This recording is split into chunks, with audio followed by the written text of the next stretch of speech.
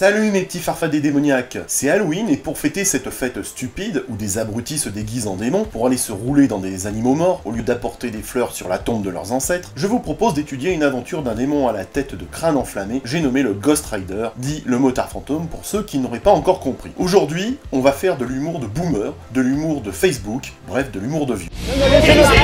Non, appelle Raph Dafri.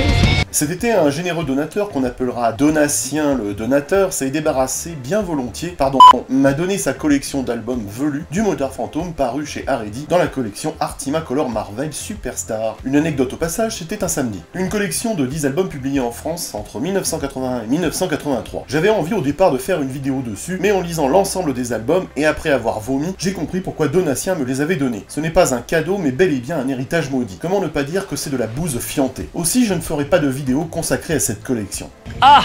Ça serait aussi inutile que de faire un troisième reboot de Spider-Man. Humour de boomer. Je suis vieux!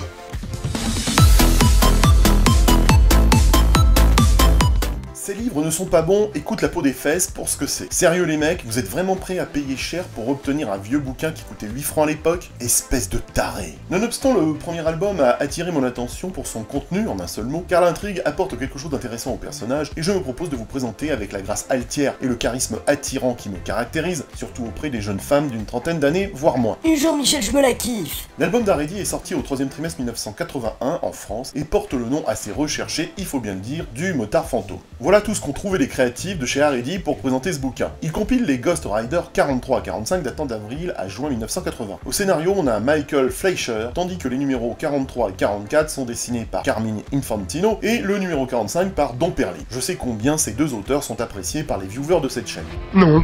C'est de l'ironie, tas de moules. Vous êtes vraiment des bolosses, hein. Tu devrais pas me parler comme ça. Bon alors déjà, je ne vous parlerai pas de l'épisode 45 qui est nul comme le Brésil, avec une histoire de compétition de moto où Johnny passe son temps à péter la gueule à son rival pour finalement perdre la compétition. Ça en valait bien la peine. En fait, cet épisode est aussi intéressant qu'une vidéo de Tatiana Ventose. Et alors, les dessins de Don Perlin sont bof. Preuve en est, ces personnages semblant sortir tout droit d'un asile de moches. Donc on laisse tomber, car à sa lecture assidue, j'ai bien senti que les auteurs avaient tenté de m'entuber profondément jusqu'à la 3e vertèbre. En revanche, les deux premiers épisodes ont un intérêt. En effet, dans ces épisodes, on dépasse le récit vintage kitschissime et suranné d'un démon au crâne enflammé qui conduit une moto. Beaucoup ont noté qu'en ces débuts des années 80, les histoires du Ghost Rider ont semblé relativement ancrées dans les préoccupations du moment, et elles ont de plus en plus mis l'accent sur le côté humain des choses qui ne se résumait pas à une classique punition de criminels qui croisait la route du Ghost Rider. Mais si, c'est le cas. Mais écoute putain ce que je te dis. Oh putain, tu me saoules.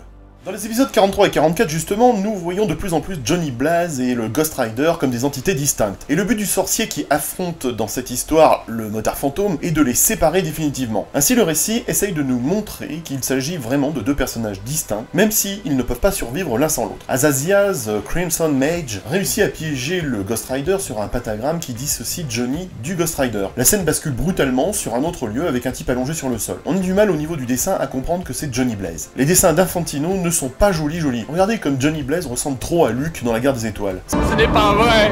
C'est pas top quand même, hein. Et si t'es pas d'accord, bah ça va être compliqué, hein. Ça va être compliqué. Bref, Johnny découvre qu'il a été séparé du Ghost Rider. Ce dernier le rencontre alors et lui dit très clairement qu'il a toujours été un véritable démon du monde souterrain et qu'il est bien content de se séparer de cette mauviette de Johnny. Très clairement, le message des auteurs insiste sur la distinction entre ces deux personnages. Sur ce, le Ghost Rider s'en va pour répandre la terreur sur son chemin un petit peu partout. Johnny Blaze essaye bien sûr de l'arrêter et se rend rapidement compte que le démon est plus faible que lorsqu'il ne forme qu'une seule et même personne. Donc si le lecteur n'a pas encore compris qu'ils sont deux êtres distincts, et ben c'est qu'il est con. Je m'attendais à plus d'ouverture d'esprit. Bien sûr, le Ghost Rider ne veut pas refusionner avec Johnny, et il le brûle avec le feu de l'enfer. Johnny se réveille dans un hôpital, soupçonné d'avoir été à l'origine de l'incendie que le Ghost Rider a causé. Et là, regardez cette case. Il est très clairement écrit que Johnny kiffe le motard et qu'il ne peut pas se passer de lui. Il lui dit « Nous avons besoin l'un de l'autre. » Donc Johnny aime ce démon, et il ne voit pas comment vivre sans lui. C'est un peu comme tous ces gens contents tous les matins d'aller travailler en sous-effectif. Ça lui fait à peu près le même genre de fussoir. Syndrome de Stockholm ou débilité mentale de Johnny, je vous en laisse mettre dans les commentaires, mais ne me dites pas que c'est une ruse pour essayer de contrôler le Ghost Rider. Parce que lorsqu'on regarde la suite de l'aventure, on se rend compte que Blaze n'est pas un mec aussi clair et aussi gentil, pétri de morale chrétienne. En effet, ce mec devient de plus en plus violent au fur et à mesure des pages, et en particulier dans les cases où il bolosse la police. Au final, Johnny finira par briser le charme qui le sépare du Ghost Rider, et les deux personnages vont fusionner à nouveau. Ce récit a donc le mérite de nous prouver que le Ghost Rider est une entité distincte contact de Johnny Blaze, et ça je pense que vous l'avez compris maintenant, mais que leur rapport est fusionnel et qu'ils ne sont rien l'un sans l'autre. Le motard fantôme est plus faible sans Johnny et ce dernier n'est rien sans lui. Genre, il risque de finir par boire tous les jours un Starbucks pour lui donner l'impression d'avoir de l'importance.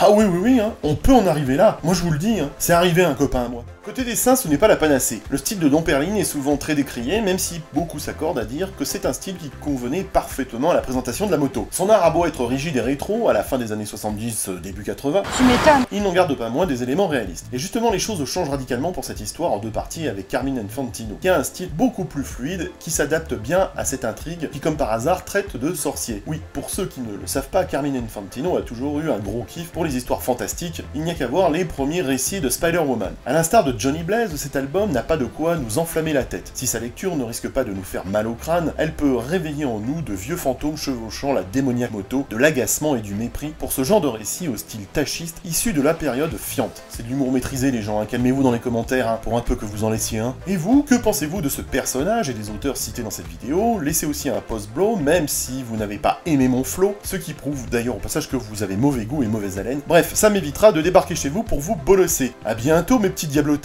Libre de droit,